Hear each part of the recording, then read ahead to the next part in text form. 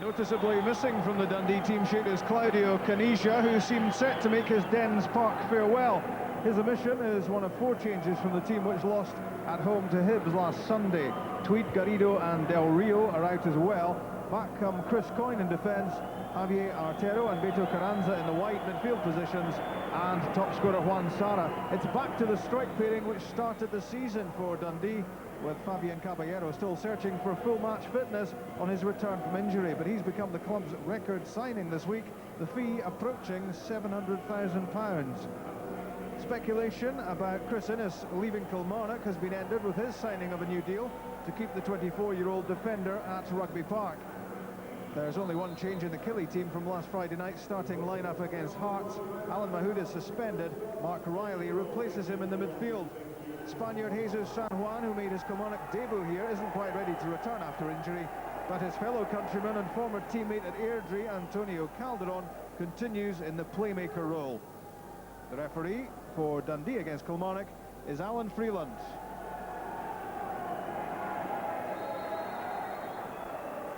You have to have a good memory to remember when Dundee last won at home. It was 12 games ago, and that takes you back to the 18th of November, a 5-0 win against St Mirren. It promised big things, but it's all fizzled out for them in home soil since then. A match in which they have their eyes on the Intertoto Cup, which comes along for them next month. Short summer break, but of course Kilmarnock have their eyes very much on the moment and the ceiling of a place in European football next season. 3 points their current advantage over Hearts, and they want to keep that breathing space. The Dundee captain Barry Smith, ahead of him Georgian Mzadzi, alongside him Scotland newcomer Gavin Ray. Juan Sara for Beto Carranza. Sara is offside. Just 5 weeks since Bobby Williamson and Kilmarnock were at Dens Park. 2-2 draw that time. Calderon, Riley. That's played straight to Sara by McGowan. Caballero. 2 against 1. Losing out there to a combination of Innes and McGowan. Romano's cross. Artero took it first time. It was a useful effort. Good technique from Javier Artero here. This was a difficult one to take. Took it on his right instep, and it was heading in under the crossbar. Good stop by Meldrum. His header. Calderon.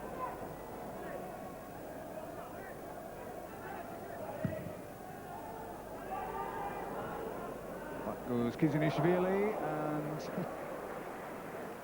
his first Dundee goal might have been in the wrong end had Langfield not reacted quickly. Breakdown in communication between defender and keeper.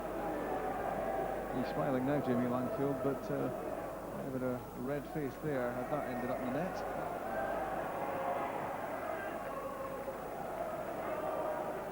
Andy McLaren doing well to keep possession. Hayden Mitchell. And now Calderon. The reverse pass for Mitchell. And that's a good challenge by Kizunishvili. Read that situation well, and he's hurt himself in the process. Saw this coming, and he was quick enough to get back on the right side of Mitchell as Kilmarnock looked to carve out a scoring opportunity, and you saw how his left leg was caught by the boot of Mitchell. He was having a go for the ball, clearly, but got the player, and that's how Kizunishvili was hurt. Gary Hay. That's for Kokar. Good challenge by Romano, and again. Twice denying Christoph Kokar a chance. Now comes the counter of Artero. Sara wanted an early ball, gets the chance now! Scores! Kevin McGowan's mistake is punished. It looked as if Artero's pass wasn't going to find its way through, but it was misjudged by the Kilmarnock centre-half.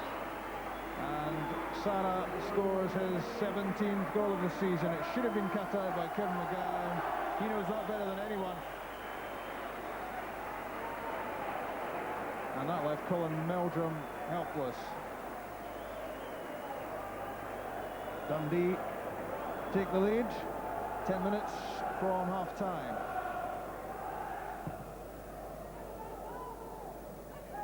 Caballero the target. Sara. One last chance, maybe, for Dundee to add to their lead. Useful from Carranza. Artero. And Sara can't quite make contact. Agonising for him. Sensing a chance for goal number 18 of the campaign.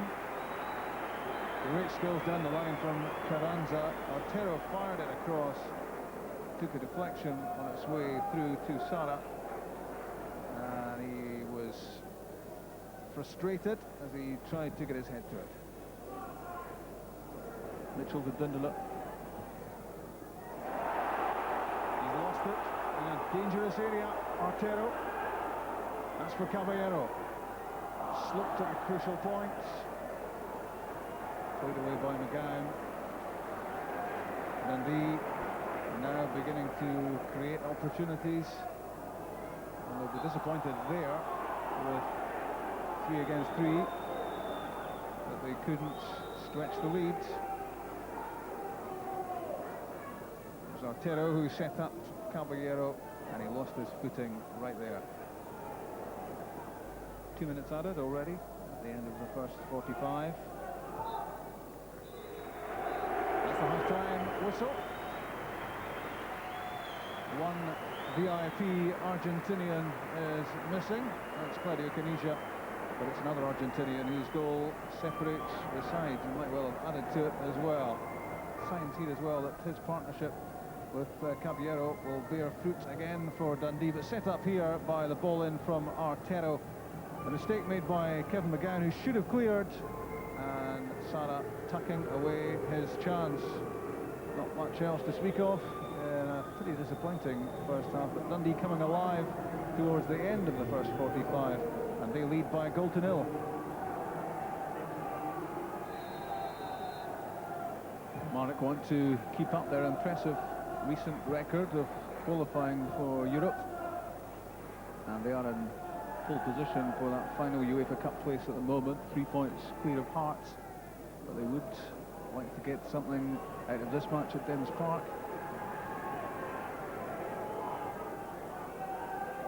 Still to create any real goal-scoring opportunities, Kilmarnock.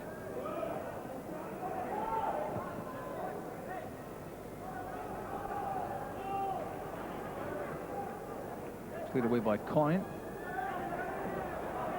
McGowan gets there before Caballero. Calderon. Good run, fell over the ball in the end. Really his fellow Georgian, Nemzadze. And the first half goal scorer, Sara. Lovely reverse pass for Caballero. I wonder if he'd had a little more fitness at the moment, if he might just have got on the end of that set up from Sara. Nicely weighted pass, and Caballero couldn't quite make it.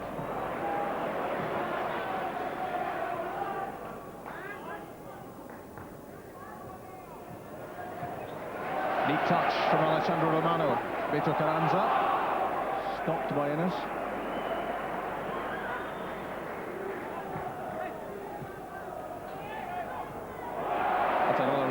Turn from Beto Carranza. That's for Sara. Might well have a crack himself. First time well set up by Carranza's skills. And the Argentinian threatens again. That was useful, and that had Kevin McGowan stretching out. Carranza's cross headed behind. Full of confidence, full of ability. And that was the chance for Sara.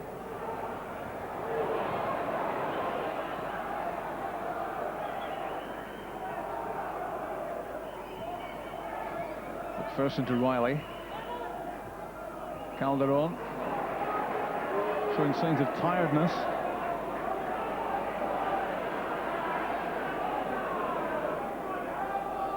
Beto Carranza, a lively performer, but even he couldn't catch that one.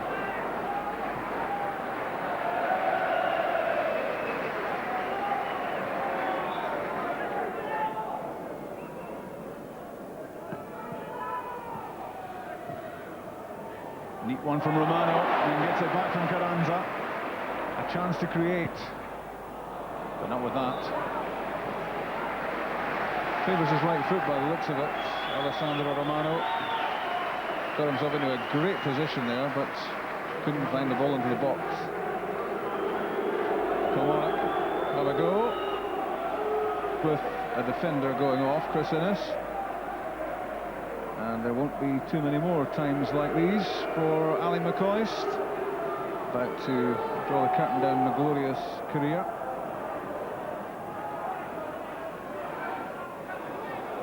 Well won by Antonio Calderon. And another unforced error from Kilmarnock, and Bobby Williamson unimpressed by that from his defender. Corner kick conceded.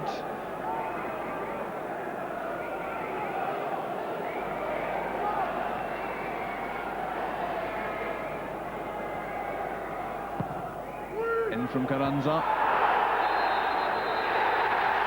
Penalty kick is given against the challenge on Juan Sara. And a chance for Dundee to make the point safe. There was the arm on the shoulder from Kevin McGowan. He was holding down Juan Sara, and a penalty kick is given. It's possibly clearer there. There's the arm locked on Sara. No real need for it from McGowan, and he's conceded a penalty kick. And now the great debate about who's going to take it. Juan Sara, I'm sure, was pretty keen to take it himself, but we have already this season seen him miss 2 penalties in the one match. So he is relieved of his duties, and it's to be Beto Carranza. Gus McPherson, meantime, is yellow carded for his protests about the kick being awarded. Yellow for McPherson, and a chance for Dundee to make it 2-0. The consultations continue between Caballero and Carranza, but Beto Carranza it is. 2-0. Dundee scored 10 minutes from the end of the first half, and they scored 10 minutes from the end of the second as well. And surely now they are going to stop that horrific run of home results. Beto Carranza's third goal for Dundee makes it 2-0.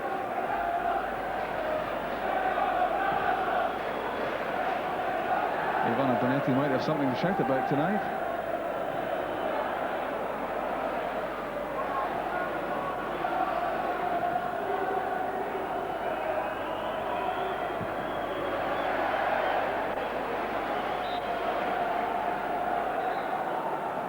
The result at Tynecastle might well bail Bobby Williamson and Kilmarnock out, because if Hearts lose, the situation remains the same, but he'll be disappointed with the way things have gone here for his team.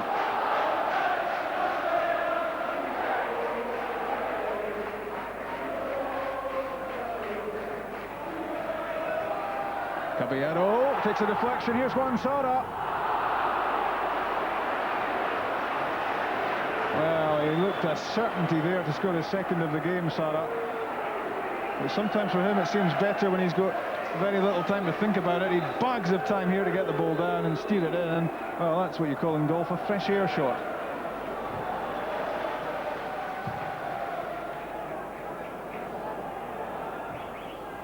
McGowan's header. Free kick given against Dundee.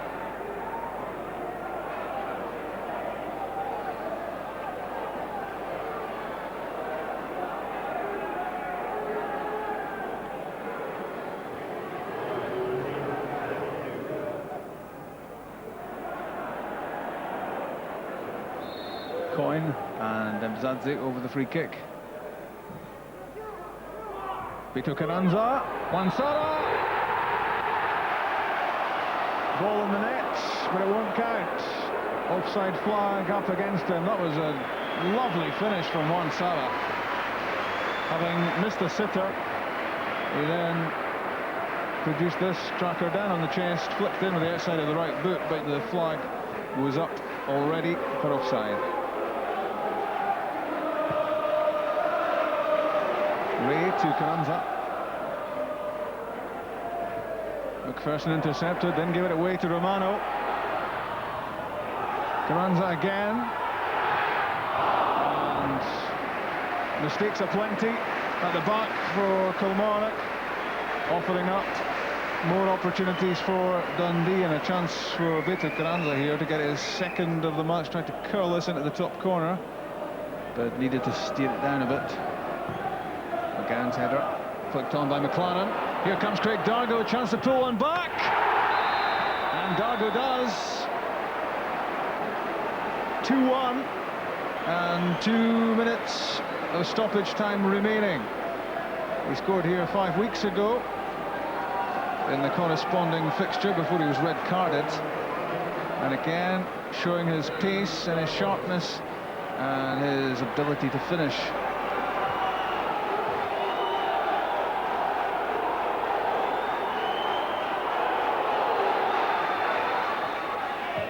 Mark Riley, there's Kevin McGowan, and just wide, and that could have been a sweet moment for McGowan. He's been involved in both the Dundee goals. The first was his mistake, and for the second he conceded the penalty, and this would have been a useful moment for him to have squared the game, but he was stretching out and his header went a couple of feet wide.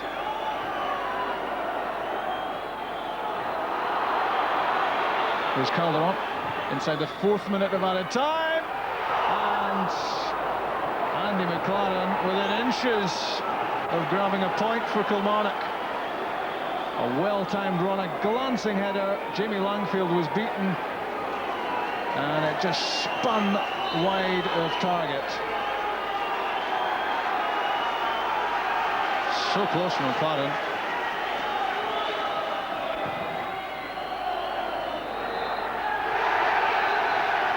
Dundee have won their first match at Dens since mid-November. Wansara struck in the first half, 10 minutes from half-time, and certainly had chances to add to his tally further, but it was Beto Carranza who looked to have made the point safe for Dundee 10 minutes from time, a penalty kick after Sara was fouled by McGowan. But Craig Dargo's goal, right at the death, made things very interesting, and the Dundee fans wondered whether another win was about to slip away from them. But they'll know when they get into the away dressing room that Hearts have lost this afternoon as well, so there's no change in the battle for the UEFA Cup place that comes with 4th spots in the SPL. But the result at Dens, Dundee 2, Kilmarnock 1. Very good to see some youngers play in a different position with a good performer as a Zurab, and no, I'm quite happy for my team. Yes. And Caballero and Sara looking Yes. a good partnership again. Yeah, Caballero is done better today, but I believe that he need a while for working. But today I saw him to do another step. It's good. Kilmarnock seemed to make quite a lot of mistakes, a lot of unforced errors.